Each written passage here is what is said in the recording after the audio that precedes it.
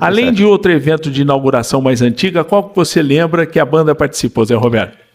Aqui todas as inaugurações que o seu Ciro fazia, ele levava a banda para participar. Que não tinham assim, atrações, aí então era a banda. Eu participei da inauguração da Caixa Torre em 1968. A do reservatório lá nos altos da Avenida Nova. É. Participei da primeira festa do arroz em Orlândia. 1966. 69, parece. 8, isso, 68. Exatamente. Eu toquei na primeira festa do arroz. Nós tocamos também na inauguração, na época era Praça da Bandeira, a cadeia pública, a delegacia. Aí perto da Polícia Civil ali. Está até hoje lá. 1967 também. Foi a inauguração da cadeia, lá nós tocamos. Com certeza, para quem é essa época, na medida que você está falando, está passando um filme na cabeça. E quem é mais jovem vai lembrar que a Furiosa esteve por lá.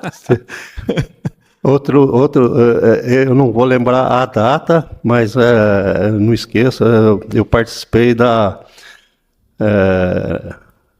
fundação da Praça Cristo Rei. Praça Cristo Rei. Essa eu lembro também. A pedra fundamental lá tá mesmo. Para quem não sabe, pessoal, Orlândia ia até o Córrego dos Palmitos. E a Vila Marcúcia, onde eu nasci, era o limite. Ali tinha o chácara do seu Vitório Benini. Isso. Eu lembro certinho que tinha um campo ali. A Vila Tatu. Sérgio Maia, que está na equipe aqui, lembra também, né? Com certeza. E a gente jogava bola. E eu narrava jogo correndo junto. Bola, eu nunca joguei bem. E narrar eu até que tentava, né? Então, de qualquer maneira, são coisas que vão passando. E essa inauguração significava o nascimento do Jardim Boa Vista, né? E era a Vila Tatu, né? Chamada... O seu Paulo Juca, ele fazia questão que ele estava levando a Vila Tatu. Era uma força de expressão, hoje algo pejorativo, né? Mas é muito interessante essa história. Eu tinha uma casa lá hoje Jardim Boa Vista, a escritura dela era Vila Tatu. Estava escrito Vila Tatu? Vila Tatu. Olha que interessante, eu achei que fosse só uma força do hábito. Não. Na escritura dela era Vila Tatu. Para mim foi uma grande novidade. Mas era. E essa marca registrada de vocês. Agora me conte, portanto, encerrado esse primeiro ciclo da sua participação na corporação, veio a questão das fanfarras. Era uma febre, né? Sim. Quais escolas de Orlândia chegaram a manter fanfarras nos anos 70 para frente? Você lembra de cabeça? Naquela época, praticamente quase que todas as escolas tinham fanfarra. Era o Alcídio, o Instituto de Educação, Iracema Miele. Ele não tinha essas outras escolas aí, por exemplo, né? São todas novas, né? São principalmente todas novas. As que estão lá no Jardim Boa Vista para cima. Isso, mas essas antigas aí, só o Coronel que não tinha fanfarra na época, entendeu? Até porque o perfil era diferente, que era até o 4º ano de grupo, né? Então não tinha nem músico para tanto, que o garoto entra com 7, sai de lá com 11 anos, ou saía de lá com 11 anos, né? Então, eu fui para a fanfarra do Instituto. Até eu fui convidado pelo Dalton Alves. O Dalton Alves, pai do Rodrigo, do Leonardo. Na época Tio Dalton, diga-se de passagem. Tio Dalton. Na época ele que comandava a fanfarra, ele e o Júlio Galvão. O Júlio Galvão. Isso, sim. Então eram os dois. Aí eles precisavam para treinar corneteiro, e, inclusive na época tinha que ter um corneteiro mor, aí me convidaram e eu fui. O corneteiro mor é por um minuto de silêncio, alguma coisa desse tipo? Era normal. Era normal, que puxava os toques, mudava os toques, né? Mas o tio Dalton tinha fôlego para soprar aquela corneta? Não, mas é por isso que ele me chamou assim? Para poder fazer esse... porque ele não tinha fôlego? Fumava como sempre fumou? Não tinha... Então, aí eu comecei ali. Aí eles pararam os dois, aí eu assumi a fanfarra do IEO. Agora, eu percebo também, no hospital, é lógico, você tem o seu trabalho prestado e a gente nota que o nosso hospital está bem aparelhado. Não é isso, Mário? É um hospital muito bom que não perde para nenhum hospital da região. É um hospital bem equipado, um corpo clínico muito bom, um corpo clínico amigo, que todo mundo se respeita. Então é um hospital muito bom, que não deixa nada a desejar para nenhum outro hospital da região. E você também tem convênio com a Unimed. Você atua Sim, também atendo na própria... consultório e Perfeito. pela Unimed. Agora, na trajetória de vocês, qual foi algum fato em que vocês tiveram que desdobrar? Não precisa dizer o nome de paciente, naquela situação de risco, porque o nenê não tem hora programada. Pode sim programar, se não sair, se não nascer, dentro de um certo tempo faz a cesárea, mas tem um contraponto. Vocês têm um pensamento que é uma novidade também, a história do parto humanizado. Eu gostaria que você iniciasse explicando, Ana Carla, depois o Dr. Mário complementa para nós. E assim, história de paciente, de vivência, a gente tem demais e isso é até uma curiosidade que o Mário brinca, que assim, eu tenho uma memória muito boa, mas muito boa mesmo. Eu consigo lembrar... Desculpa te interromper, é uma memória preocupante. Guarda tudo? Guarda tudo. Se fizer alguma coisa para ela vai lembrar. Tudo, assim, e eu guardo... às vezes eu não vou acertar exatamente, mas há 7, 8 anos se foi o parto, quando foi a situação... O que nasceu, o que aconteceu. Então, assim, eu tenho isso e é meu. Eu não sei te explicar o porquê, de onde começou e como, mas eu consigo lembrar muito. Então, assim, histórias várias. E essa questão do parto, importante a gente trazer o primeiro conceito, assim, o parto humanizado, às vezes a gente ouve como sendo algo muito diferente, algo muito novo. E, na verdade, a gente está resgatando o que era lá no início, que é o protagonismo da mulher. Sim. Então, a humanização é respeito. Então, é para ter respeito. Respeito sempre. Respeito como? Compartilhando decisão, informando o paciente. Então, a gente investe esse tempo de consulta para informar a paciente, porque o médico está ali, mas a vida é da mulher, a família. Então, ela precisa compartilhar essa decisão também. Então, essa humanização é esse respeito. E não... uma hierarquia de cima para baixo, sem eu entender o que está acontecendo, mas eu vou fazer porque o médico tem essa figura de dominar o poder. E de maneira objetiva, doutor Mário, então, nesse caso, a escolha do jeito que o bebê vem, numa situação de normalidade, sempre será da mãe, nesse sentido. É claro que vocês oferecem as opções, né, Ana Sim, Carla? e sempre assim. Então, sempre a gente conversa e trabalha em conjunto para que a paciente entenda onde ela está, quais são os seus riscos associados, porque quando a gente fala em cesárea também, a gente tem uma banalização de que isso é tudo muito normal e tranquilo. E é uma cirurgia de grande porte, e a cada cesárea a gente aumenta mais o risco de infecção, de mortalidade, de hemorragia. Então, são várias questões que a gente está preparado, está ali para atender, mas quando a gente assume a decisão, a gente tem que entender o que vem por trás, porque tudo tem risco. Então, a pergunta que a gente mais recebe, tem risco? Tem, tudo tem risco. A gente está aqui agora, a gente tem risco. Então, o pré-natal a gente faz, então, para tentar minimizar isso daí, para tentar reverter, para cuidar, faz curso, se especializa para saber atender um parto, para saber atender uma urgência. Mas a humanização é respeito. E hoje a gente tem, assim, um reforço aqui em Orlândia com a gente, a doutora Mariela Graner. Ela veio há 1 ano, mais ou menos, para cá, então ela também acredita muito nesse trabalho de humanização, de protagonismo da mulher, então traz junto com a gente isso, porque por muito tempo a gente acaba, assim, sendo visto com outros olhos, porque parece que a gente inventa, que a gente tá... E não é. Então, assim, é acreditar no trabalho com o respeito, assim, de que você precisa, você como pai, você como avô, você precisa estar inserido. Você aliás, dentro, o que tá acontecendo. Nessa sua linha de pensamento, dentro de uma opção que você tem que oferecer hipóteses, né? Para que cada um faça a decisão. Em nenhum momento, você como obstetra, né?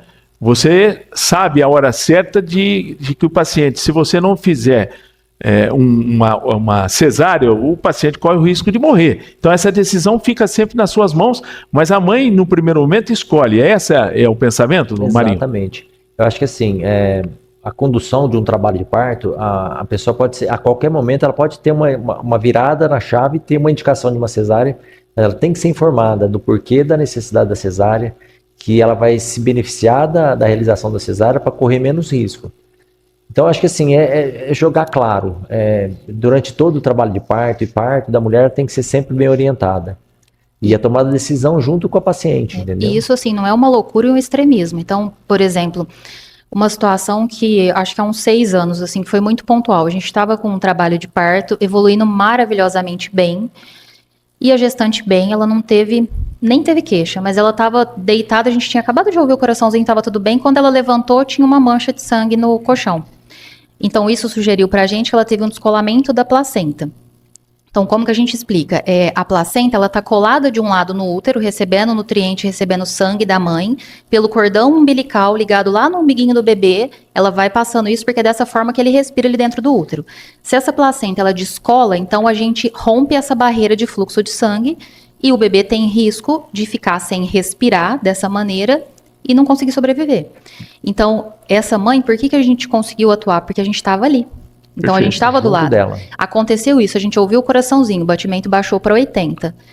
Eu e o Mário, junto com as meninas da enfermagem da maternidade, que também prontas ali estavam, a gente pegou a maca, a gente desceu, empurrando a maca para o centro cirúrgico, resolveu rápido. Então, nasceu super bem. Foi uma cesárea de emergência? Foi. Que pode acontecer, que não tem como a gente prever. O que a gente precisa é estar preparado para saber agir.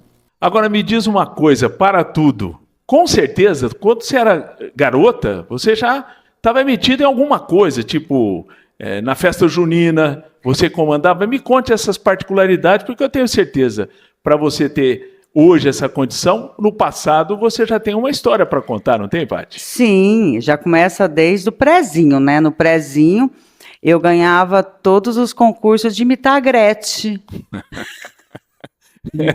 Sim, Sério? Sério. Com direito a rebolado e tudo? Isso, eu imitava a Gretchen. Na minha época tem Carla Pérez, né? Teve Sim. a Carla Pérez, na minha época era a Gretchen.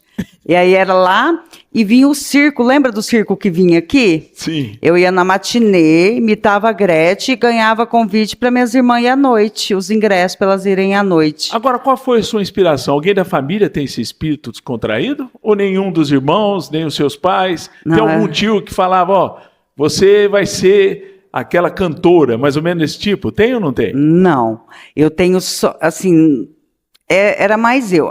Inclusive, uma tia minha falava assim para minha mãe, Neuza, coloca essa menina para trabalhar na novela, leva ela aqui em Ribeirão em algum lugar. Minha mãe, não, depois eu vou ter que ver ela beijar na boca, né?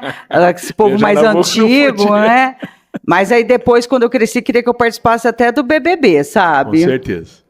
Mas assim, sempre gostei de, né, participava de grêmio estudantil, aí já tive, né, motoclube, Essa em todos os história do encontros de motoclube. moto. Como é que foi essa sua participação em motoclube? Não Como é? façam isso, viu, gente? Mas eu empinava moto, eu dirigia muito bem moto, né, pilotava muito bem moto. Então era Penélope do asfalto. Aí eu tinha uma Tornada toda equipada de cor-de-rosa, né? O pessoal lembra muito dessa época, né? Você empinava a moto? Empinava, dava RL, passava que nos é cantinhos. RL? É que você chega e já breca, aí levanta sim. só o pneu de trás. Baixa a frente e o rabo levanta. É isso? Isso. Meu Deus do céu. De vez em quando, você lembra a época do Dadal, tipo, Sim, Liz? sim. Eles iam lá e falavam, né? Porque eles iam muito lá na padaria, comia pão lá com meu pai, né? Ó, Natal, vamos ter que multar a sua filha aí de velocidade. Porque uma vez colocaram a minha moto em cima da fonte. Da Praça Mário Furtado? Sim, de madrugada. Na calada da noite. Isso. Não mais que deve. Aí eu subi, seguraram, e eu comecei a andar em volta, sabe? Da fonte de moto. Aí ligaram pra polícia, não sei porquê, não tá fazendo nada demais. Só dando uma voltinha, né, gente? Mas assim, foi uma época muito boa, sabe? Pessoal muito legal, o pessoal que é motoqueiro é muito gente boa. Fui em vários encontros, muito, muito legal. Mas dentro dessa tua turma, tem uma pessoa que te inspirava nisso, que te estimulava, fora da família? Por exemplo, uma amiga, um amigo que você acha que sempre te deu apoio para fazer esse tipo de coisa? Olha, todo mundo que estudava comigo, tipo assim, vamos supor, tinha um concurso, eu sempre tinha uma amiga naquele ano de escola, vamos supor, no primeiro ano, segundo ano, terceiro, né, séria, a gente falava antigamente. Então, eu sempre tinha uma amiga que me incentivava. Então, são várias, porque sempre eu puxava a turma, entendeu? Então, eu sempre, elas tinha, parece que fé em mim, que se eu fosse, dava certo. Mas, assim, da família, era mais, tipo, o meu irmão, sabe? Eu me espelhava muito nele, porque o meu irmão, ele já, como dizia minha mãe, nós dois era o ovelha negra da família. Então, assim, o meu irmão sempre fez umas coisas diferentes. As minhas irmãs são tranquilas, gente, são normais. Mas o meu irmão empinava a moto, sabe? O meu irmão não tinha medo de encarar a vida, de fazer o que gostava, né? Mais velho que você, esse que faleceu já era mais velho que Mais você. velho, 8 anos mais velho que eu. Então, assim, eu me inspirava muito nele, eu achava muito legal, sabe, as atitudes dele, né? Porque, tipo, igual ele trabalhou aqui no Tangará. De repente ele foi embora para o Goiás e tentou uma empresa lá, era agrícola. Então ele colocava a cara. Ele tinha coragem para fazer as coisas. Até o cara para ser piloto é sinal que coragem não falta a essa pessoa. Ele não era assim o piloto, ele tinha empresa, Sim. né? Mas ele andou pilotando lá também. Agora, fazendo assim, observando essa sua trajetória, a gente começa a imaginar. Essa questão de aplicativos não é coisa muito antiga. Quando é que você chegou e isso caiu no teu colo, você pensou, esse é o momento de eu partir para esse tipo de coisa, ser influencer? Na época eu nem pensei. Começou a pandemia, fechou as lojas e eu tipo que pirei, né? Meu marido trabalha na Intel, ele chegava, né, no alpendre, eu já fazia ele tirar toda a roupa, ele tinha que entrar com as mãos para cima, não tocar em nada, pôr no lisoforme a roupa, e assim, eu bitolei, não colocava nem o lixo na rua, ninguém via nem minha filha. Aí ele falou assim, olha, é melhor você arrumar alguma coisa para fazer e parar de ver noticiário que você está ficando doente. Eu fiquei depressiva. Aí meu celular... Então você tinha uma obsessão no sentido de se proteger contra o vírus. Contra o vírus. Eu fiquei neurótica. Neurótica mesmo, Você perdeu algum familiar? Eu perdi mais próximo? Acho que foi o primeiro aqui, o Kiko. O Kiko da Intel. Kiko Lembra? da Intel. Foi o primeiro. Lembro sim. Ele foi o primeiro. Parente seu? É meu primo. Meu primo, e tipo assim, a mãe dele é irmã da minha mãe, e o pai dele é irmão do meu pai. É meu primo irmão, né? Que nem eles dizem. Então isso com certeza te Sim, derrubou aí eu emocionalmente. fiquei com mais medo ainda. E meu celular deu problema, aí eu comecei a passar mal. Falei pro meu marido, e agora? Se eu começar a sentir falta de ar, eu vou morrer, não vou conseguir ligar para ninguém. Eu já achava que em 3 meses todo mundo ia morrer. Era assim na minha cabeça. Aí troquei esse celular. Aí veio o aplicativo lá, TikTok. Aí eu baixei e vi que tinha jeito, comecei a fuçar. Aí eu comecei a gravar uns vídeos de dublagem, né? E aí a minha filha gravava comigo. E aí eu comecei a gravar umas dancinhas. Aí eu gravava anos 80, anos 90 e algumas trends que tinha lá. Aí de repente eu comecei a fazer umas dancinhas de uns rapazinhos com uns passinhos que tinham lá, né? E aí começaram a me chamar de tia e falaram assim, ó, tia, faz uma dancinha para mim de tal música. Começaram a pedir. Então as crianças pediram para você. Pedi, adolescente, gente mais velha, aí eu comecei a atender os pedidos. Olha que legal. E aí começou a virar a tia da dancinha. Aí esse óculos, que eu já vou colocar ele, gente, que é minha marca registrada, tá? Perfeito. Tá aí, ó. A câmera do Sérgio Maia tá flagrando. Tá vendo, Sérgio? Fala um alô pro pessoal Alô. agora de óculos. Então, gente, e é assim. E o que acontece? Na época, Tarcísio, eu fazia muita live. Então, isso me fez bem, porque eu ajudar as pessoas fez com que eu ficasse bem. Porque tinha muita gente doente, muita gente precisando conversar. Terapia. Terapia. Então, É muita isso daí. gente, tia, minha mãe está internada, eu tô na casa da minha avó, o meu pai internou e tal. Entendeu? E aquela coisa, e eu passava horas fazendo live com as crianças. Tem uma história que eu vivenciei, acompanhei, é claro. Se vocês não cobravam ingresso, vocês vendiam a cerveja. Cerveja vendia. Mas normalmente, graças à sua grande equipe que você tinha, Zé Lago, aquela turma toda que eu me lembro Dudu. bem, disse que consumia o que ganhava, vocês bebiam cerveja. Nós não fato, podia- é fato ou verdade, Michael Carter? Não, é verdade. Eu não podia tomar prejuízo. Eu lembro. O Marico, você lembra do Marico? Sim. Muito amigo nosso. Marico Paris. Paris, ele ajudou, nós prestava caminhão para nós, coisa. E tinha pegou um caminhão e nós fez um caminhão de boteco. E o meu sobrinho, o Geraldo, tratante de alemão, que era o cara do boteco, vendia daqui, vendia de lá e coisa e tal. E vendendo cerveja daqui, e o povão em volta. Aí ele falou, tio, já pagou a conta. Eu falei, então pode dar pro povo a cerveja. E você, naturalmente, como você disse, num primeiro momento você acompanhava o teu pai, e aí chegou o momento do rádio. Há quanto tempo você comanda lá as atividades da Rádio Gazeta? Já tá com 15 anos. 15 Vou trocar anos. o nome dela agora. Vou colocar Maicon Carlos FM agora. 15 anos. 15 anos. E a gente sabe, E né? quem me levou pra Gazeta também foi o Sérgio Maia. O Sérgio Maia. O Sérgio Maia trabalhava lá, o Veitos Brandão, Miguel Silva, tinha uma leva de gente lá. Aí um dia o Sérgio Maia me fez o convite para fazer um programa à noite lá. Aí eu trabalhava durante o dia com meu pai na oficina e à noite eu ia para lá fazer programa à noite. E aí foi o Sérgio Maia que me levou lá também. Você Aí depois lembra- eu tirei todo mundo, Sérgio Maia, tirei Brandão. era programa musical à noite, né? Era programa musical. Tá, e o FM sempre muito importante nessa parte musical. E as pessoas talvez não saibam, o locutor que começa em rádio, ele tem uma facilidade de improvisação, né? A gente tem certeza disso. Você pensa da mesma forma, né? Não, tem que ser rápido, né? Raciocínio rápido. Daí eu me lembro a primeira vez que eu fui lá pra Gazeta fazer o programa à noite, tinha uma música de 1 minuto, acho que a Negra ali tocava, fazia outro barulho de telefone tocando, né?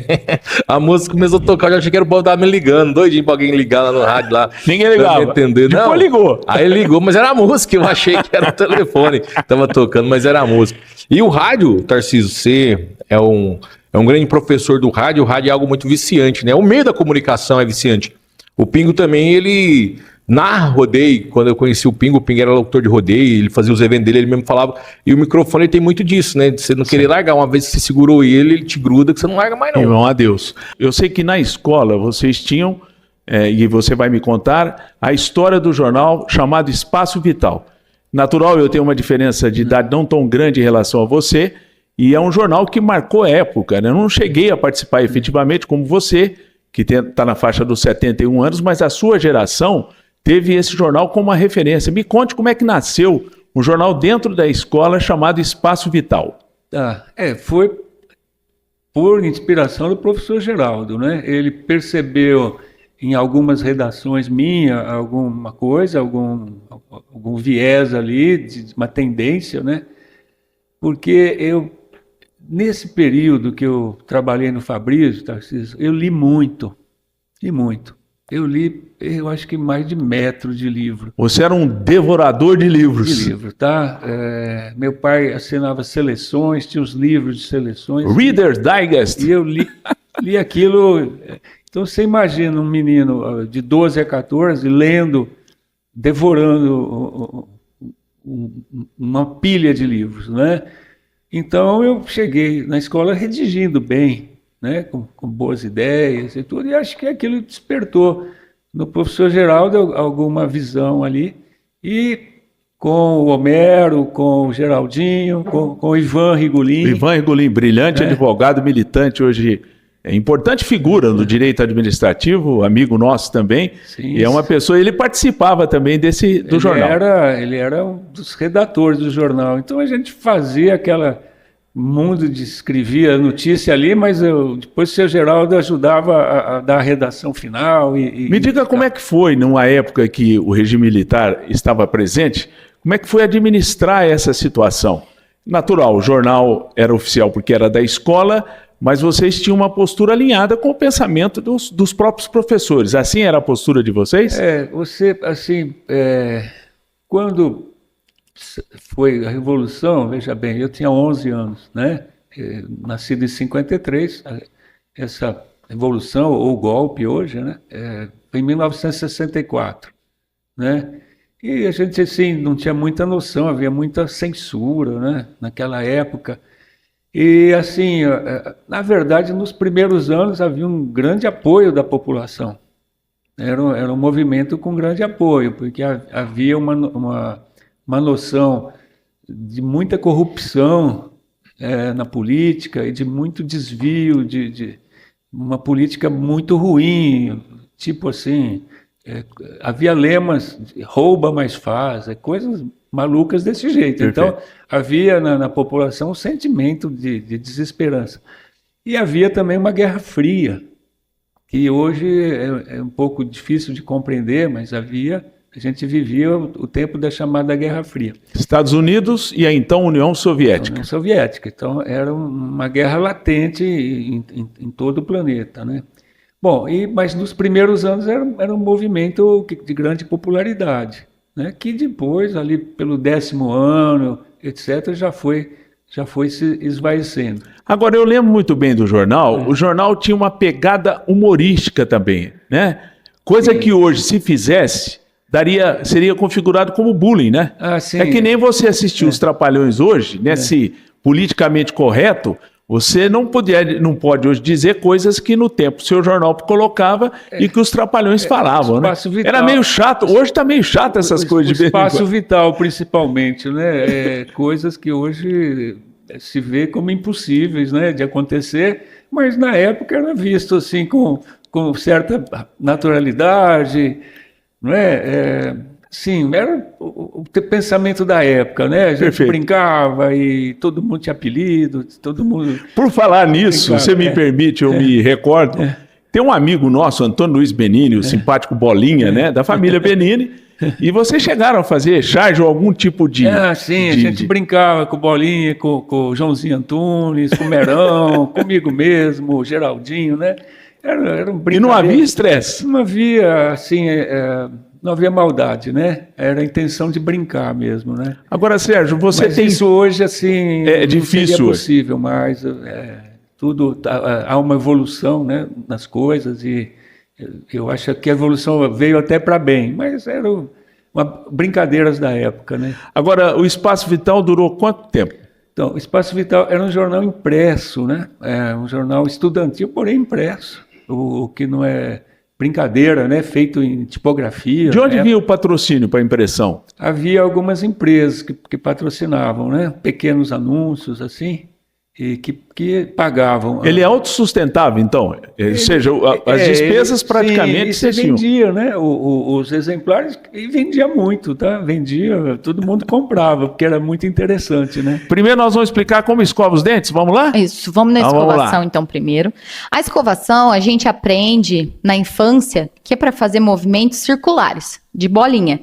Mas por que isso? A gente aprende dessa maneira porque a gente não tem coordenação motora. Então é um jeito mais fácil que a gente tem de poder orientar uma criança, da criança fazer o movimento tudo certinho. Só repita de novo o movimento, doutor. Ó, a criança é orientada a fazer movimentos circulares. E passa também na gengiva. Exatamente. Sem muita força, mas na gengiva também.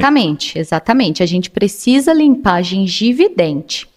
Porém, essa não é o movimento adequado. Eu fui aprender a escovar o dente de maneira correta na faculdade. O correto é que a gente sempre escove movimentos de varredura da gengiva para o dente, tá?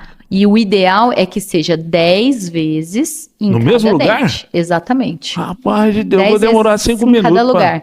Um lugar que tem... Não é assim? Um lugar que o pessoal sempre esquece é no último dente, lá atrás dele. Então, a gente precisa E chegar esse com a molar é escova. complicado, viu? Exatamente. Para tratar, então, gente, é uma maravilha. Se você tiver Então, todos ter o os dentes, acesso dá aqui- até aquele ânsia. Se Isso. você... Não é? Exatamente. O único lugar que a gente pode fazer vai e vem sem ter nenhum problema é nessa região que a gente mastiga, tá? Que a gente Perfeito. fala que é a face oclusal. Aí a gente pode fazer movimentos de vai e vem. Como o tártaro aparece nessa parte interna, o que eu tenho que fazer? Fazer o mesmo movimento também na gengiva da parte interna ou não é necessário? A escovação, ela não vai ser o suficiente para remover o tártaro. O tártaro a gente só vai conseguir remover raspando. Então, a escovação, o que ela pode fazer é tirar um pouco da placa dental que está ali aderida no dente, não deixar juntar tanto tártaro. A escovação, ela pode ajudar dessa maneira, mas ela não vai remover. A gente não vai conseguir remover Só para sem raspar. confirmar, então, nessa parte de baixo, por exemplo, é porque a boca fica assim. Essa parte de baixo é esse movimento assim? Aí aqui, nós vamos fazer, ó, Sim. da gengiva pro dente. Parte interna, debaixo Bom. da famosa língua. Exatamente. Aqui nós estamos na parte de cima, ó, céu da Perfeito. boca. Aí na parte de baixo, aí ó, da gengiva pro dente, da gengiva pro dente. Parte de fora, gengiva pro dente. É esse o movimento correto. Só que quando a gente é criança, a gente aprende dessa maneira, esse movimento circular. E depois ninguém vem e fala assim pra gente, falou, ó, você aprendeu dessa maneira porque você não tinha habilidade motora. Agora vamos aprender o certo? Eu fui aprender só na faculdade. Pra mim foi uma grande surpresa. E as pessoas têm feito isso hoje em dia? com essa repetição, quando um paciente seu vai, você orienta nesse sentido, né? Sim, sempre que o meu paciente chega para mim a primeira vez, que ele vai fazer uma profilaxia, eu sempre faço essa instrução de higiene oral na profilaxia. Aí eu falo, olha, a maneira correta de fazer assim, assim. É lógico que, às vezes, eu vou fazer uma instrução para uma pessoa que tem 40 anos, 30 anos, 50 anos. Para mim, que aprendi na faculdade, já foi difícil, porque você criou um hábito, uma vida inteira de escovar de uma certa forma. Até hoje, às vezes, eu tô escovando, fazendo movimento de varredura. A hora que eu vejo, tô fazendo um movimento circular. Bom, para fazer o serviço completo, olhe o tamanho dessa pasta. Dá uma olhada. Para combinar com o tamanho...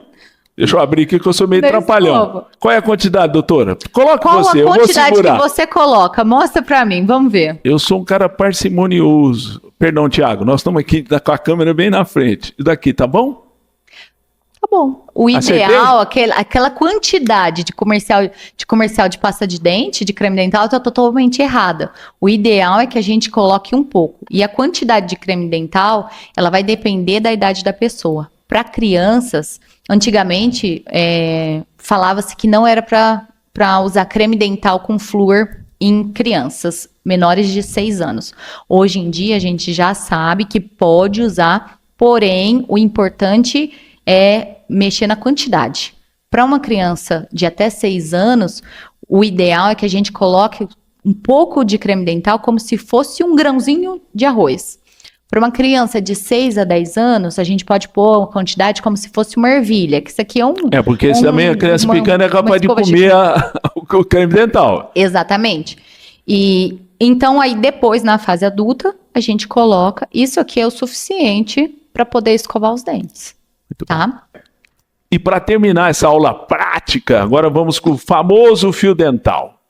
O fio dental. Qual que é o fio ideal? Eu, por exemplo, se pego um fio grosso com esse dente muito pertinho do outro, arrebenta todas as vezes. Exatamente. Então é proporcional com a distância. Isso. Desde que a pessoa use um fio dental, qualquer fio dental é de boa valia. Porém, igual como você disse no seu caso, às vezes a pessoa tem um dente muito juntinho, muito apertadinho, não é qualquer fio que vai entrar. Sim. Facilita mais fazer o uso de uma fita dental, que aí não Fita, vai né? ficar desfiando a hora que a gente entra. Tá? Esse aqui é uma fita. A quantidade ideal da gente pegar de fio dental, a gente fala que é mais ou menos do tamanho do antebraço. Tá? Por que isso? Coitado do Tarcisinho, meu filho, vai gastar o pacote inteiro, tem 2 metros de altura o braço. Por que isso? Nós não podemos repetir uma parte que a gente passou entre um dente e outro no próximo dente, porque senão a gente vai estar levando bactéria Sim. de um dente para o outro. Se a gente usa o mesmo pedaço de fio dental na boca inteira, o último dente ele vai ter acúmulo de bactéria de todos os dentes da boca, tá? Então, sempre o recomendado, deixa o pedaço do fio limpo para baixo e vamos limpar. Todo mundo acha que passar fio dental é para fazer isso aqui, ó, entra entre os dentes e sai. Não, o papel do fio dental, além de limpar dente, a gente tem que entrar dentro da gengiva, fazer esse movimento, tá? E, ó, dente do lado também. Limpei aqui, a gente pega, enrola esse pedaço sujo e vai para um próximo dente, tá? Qual que é um grande problema? Então tem que enrolar do extremo para vir trazendo para dentro para não jogar sujeira de volta. Exatamente. Agora, se você não quiser enrolar, só deixar solto assim, tudo bem também. Mas qual que é um grande problema do fio dental? Tem gente que às vezes está com a gengiva inflamada, acha que passou o fio dental, aí a gengiva sangra. O fio dental tá me machucando. Não vou passar mais. Eu passo fio dental, mas a gengiva sangra um montão. Não, o fio dental ele limpa. Aí um grande erro é isso. Por quê? O pessoal para de passar fio dental porque tá machucando, tá sangrando. Aí a gengiva vai inflamar cada vez mais. Não, o fio dental ele tem que entrar e tem que limpar. Se a gengiva estiver saudável, não vai sangrar. Aí fui para o Paraná no carnaval.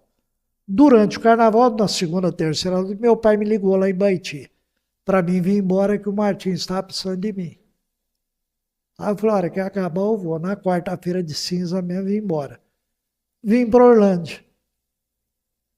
Acertamos, comecei a fazer o programa em 73. Então você ingressou no Orlândia Rádio Clube em 1973. Finalzinho de 73. Você está há mais de 50 anos no Orlândia Rádio Clube. Tô, nas minhas contas, vou ir para 51, 52 anos. Quando eu cheguei em Orlândia, com poucos anos de Orlândia, eu fui agraciado com o troféu Manuel de Nóbrega, que é dado aos mais queridos radialistas do estado de São Paulo.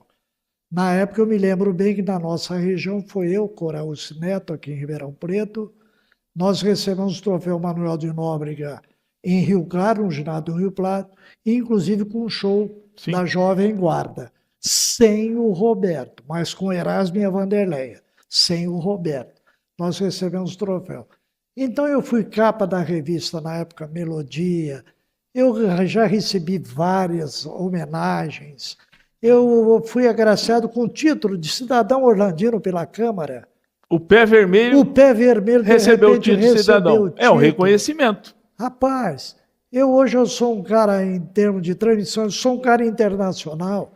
Eu fiz, inclusive, minha primeira transmissão internacional com você, lá em Assunção, quando nós ficamos uns dias lá em Assunção, que eu já havia morado em Assunção, mas eu fiz minha primeira transmissão lá, conheci o Brasil através de narrar, trabalhar com você como repórter de campo. Então eu acho que eu já dei o que tinha que dar. O Edgar Benini era chamado pelo Wagner Rossi, depois parou. Eu acho que eu sou bananeira que já deu o cacho. Né? Acho que somos meninos do século XX, homens do século XXI. A gente viveu a realidade de Orlândia num momento que a gente não tinha celular, a gente não tinha internet, a gente não tinha essas facilidades de streaming que a gente tem hoje. Então, a dificuldade dessa época de encontrar ou de ouvir boas coisas era muito difícil. Você não tinha quem que tinha isso. Aí tinha, quando a gente encontrava, por exemplo, o Edinho trazia, você gostava de alguma coisa, você ouvia na Mundial, você ouvia um som legal, pô, eu quero ter isso, como é que eu faço? Edinho gravava fita que a gente comprava, depois Cabral. Então, nesse momento, a gente não tinha todas essas coisas. As revista pop, a gente queria saber as novidades do mundo do rock, do mundo da MPB, dessa tropicália que estava surgindo e tal. Então, a gente queria entender um pouco essa situação e a gente não tinha. Então, a rádio realmente foi um veículo para a gente do tipo, olha, ouvia Mundial, ouvia Meia-Noite Big Boy, o Ritmos de Boate, no outro dia a gente estava no Oswaldo, você ouviu, no Instituto, né? Você ouviu ontem, ouviu aquilo, e a gente foi criando essa cultura do rádio entre nós e a gente foi se apaixonando pelo rádio, e é o rádio que fez com que a gente adentrasse esse mundo, e para nós que gostávamos muito de música, de cultura e tal, isso nos ajudou bastante. O vinil hoje, ele retornou. Então, muita gente comprou. Tem lojas, né, que vendem. Explica direitinho como é que é esse comércio. Olha, o vinil, ele voltou com tudo. E uma coisa surpreendente é que a moçada de 18, 20 anos, eles estão indo nas casas dos discos, nos sebos, e estão captando tudo. Hoje, você chegar numa casa, nem sempre você vai encontrar, porque já teve jovem passando por lá. Impressionante. E normalmente, impressionante como eles têm comprado. Normalmente a influência do pai? Você tem essa relação? Sim, com certeza. A maioria, a influência é do pai, né? E tem também as regravações, principalmente dos Estados Unidos. Os Estados Unidos têm coisas, por exemplo, do Tim Maia. Eu comprei um disco lá nos Estados Unidos do Tim Maia, um álbum duplo, que ele gravou lá. E só tem lá. Isso é uma não veio para o Brasil. Eu fiquei como chefe de serviço, eu fiquei quase 17 anos como coordenador, tá? Dali, mas eu tinha uma liberdade muito grande pelos diretores do hospital em matéria de, você quer operar? Toma, o cara me dava condição, apesar do hospital em si não ter muitas condições, né? A minha área, o meu departamento, como eu ia lá, brigava, exigia, queria placa, parafuso, coisas que desse para eu servir, entendeu? Para eu operar a demanda que eu tinha, e a diretoria falou, tá bom, você quer dar? Os caras davam, entendeu? Começou a entrar muito material para eu poder operar. Então eu operava com materiais lá, caríssimos, de placas bioabsorvíveis, coisas que a gente não tinha às vezes nem no sistema particular, e o pessoal da prefeitura estava me apoiando. Por isso que eu fiquei muito tempo lá. E assim, e era muito bacana, porque a gente realmente, eu particularmente operei muita gente da população de Guarulhos, muita gente lá pelo sistema público lá. A fisiologia médica hoje, na verdade, chamada de medicina integrativa, é uma outra área da medicina que a gente busca prevenção e não tratar doenças, tá? E dentro da prevenção, o que a gente faz? Nós buscamos níveis hormonais fisiológicos, suplementação de eletrólitos, sais, minerais, vitaminas, boa alimentação, atividade física. Os 3 pilares da fisiologia médica, da medicina integrativa, que é como a parte médica gosta de chamar, medicina integrativa, são 3 pilares. Boa alimentação, sono e atividade física. É isso. Né? Então, e isso acaba me ajudando muito dentro da cirurgia plástica. Né? Porque eu tenho uma amiga nutricionista que a gente faz você quer operar, você vai fazer uma abdominoplastia, você tem que estar desinflamada, você tem que fazer tal dieta, você tem que estar melhor. Né? Principalmente, voltando à sua pergunta, do pessoal mais velho. Né? Então, o pessoal mais velho acaba vindo buscar isso mesmo e já sai com um plus aí da parte da fisiologia, sem dúvida. Eu sempre me interessei muito pelo universo feminino, por essa coisa de a sua força feminina, que nada mais é do que a nossa sexualidade sendo, né, expressada ali naquele momento de eu sou mulher, eu tenho uma força maravilhosa. Né? Quando a gente fala de homem e mulher, pai e mãe, gente, a mulher, eu falo que uma das coisas mais poderosas do mundo é produzir outra pessoa. Fala, não é um carro, não é uma câmera, é uma pessoa. A mulher é muito poderosa. Ela faz um filho, ela faz uma pessoa, uma inteligência muito grande, né? Então, eu acho que esse mundo, esse universo feminino, que eu amo ser mulher, eu sempre falo que eu amo ser mulher, eu acho maravilhoso ser mulher, sempre me instigou de... Quando eu vejo uma mulher oprimida, uma mulher mal, sentindo menos, eu falo, gente, se ela descobrir a força que ela tem, ela faz uma revolução na vida dela, na casa dela, no mundo. Né? Porque a sexualidade é uma energia muito positiva se a pessoa tira os tabus, tira os problemas da frente e deixa o corpo manifestar. Antes, a mulher não sabia nem dizer não. Ela se dava ali na relação e o homem nem queria saber o que ela estava sentindo. Hoje, a gente tem uma mudança dos dois. Tanto é que, na Classificação Internacional das Doenças, teve uma mudança também do jeito de explicar o que é um problema sexual. Só para te dar um exemplo. Hoje, os homens se importam com o prazer das mulheres. Antes, eles iam lá, era uma ejaculação e acabou. Ninguém queria saber o que a mulher sentia. Hoje não é assim. Hoje, no relacionamento, um homem quer saber o que a mulher sentiu. E essa mulher, hoje, ela tem coragem de dizer, olha, eu não gosto disso. Eu não quero hoje. Né? E é o que o meu trabalho faz muito isso também. De dizer, olha, se você não gosta, não quer, diz que não gosta, diz que não quer. Né? Porque senão você vai fazer algo que você não gosta, vai gostar menos ainda. É horrível. Em relação ao que eu disse da classificação internacional das doenças, que mudou, antes, o diagnóstico de ejaculação precoce era assim, bom, então o homem tem ejaculação precoce se... ejaculação precoce não, disfunção erétil. Se ele não consegue ter ereção até o final da relação. Parava ali. Então, é o diagnóstico de disfunção erétil. Sim. Hoje é assim, o homem ele tem a disfunção erétil quando ele não consegue manter a ereção até o final da relação, onde os dois fiquem satisfeitos.